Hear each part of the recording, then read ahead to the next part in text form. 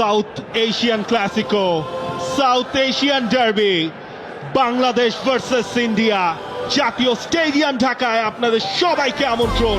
এই বাংলাদেশ, নতুন বাংলাদেশ, সেই নতুন বাংলাদেশের সেই আক্ষেপ মোচনটাই হবে হামজা চৌধুরীদের টার্গেট। আর একবার সবাই মিলে খুঁজছেন হামজাকেই, আর হামজা খুঁজছেন একটা জয়। স্টেডিয়ামের সব আশা ভরসা আর সারা দেশের ভরসা এই 11 জনের ওপরে। শুধুমাত্র 11 জন কেন বলছি, সাইড বেঞ্চে থাকা ফুটবলাররাও মাঠে যখন নামবেন সবটুকু নিয়ে নিতে চাইবেন।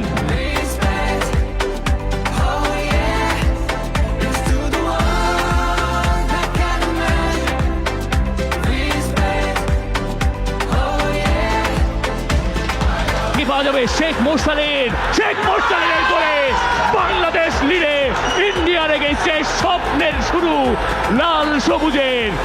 বাংলাদেশ এগিয়ে গেছে, বাংলাদেশ গোল করেছে শেখ মোরসালিন, তিনি গোলটা করলেন। কেউ পারলেন না, চমৎকার একটা পাস এবং শেখ মোরসালিন তিনি রিপোজিশন করলেন। গোলকিপার গুরপ্রীত সিং সান্ধু দ্বিধায় ছিলেন যে তিনি যাবেন কি যাবেন না, ঠিক পেছনে ছিলেন নিক্সনকে বোকা বানিয়ে শেখ মোরসালিন গিয়ে সবার আগে বলটায় টাচ করলেন এবং দলে ফিরে স্কোর শিটেও নাম তুললেন।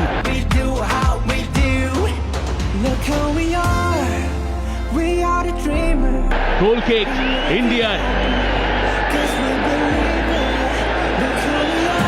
হাভিয়ার কাবরেরা তিনি যে পোর্ট অফিসিয়ালের কাছে যাচ্ছেন এবং বাংলাদেশের 22 বছরের অপেক্ষার বচন হলো এই জাতীয় স্টেডিয়ামে ইন্ডিয়াকে 1-0 করে হারিয়ে 2003 ফিরে এলো 2025-এ। বাংলাদেশের কাছে এখন আর অপরাজেয় নয় টিম ইন্ডিয়া এবং এশিয়ান কাপ কোয়ালিফায়ারে বাংলাদেশের প্রথম জয়, চোখের কান্না।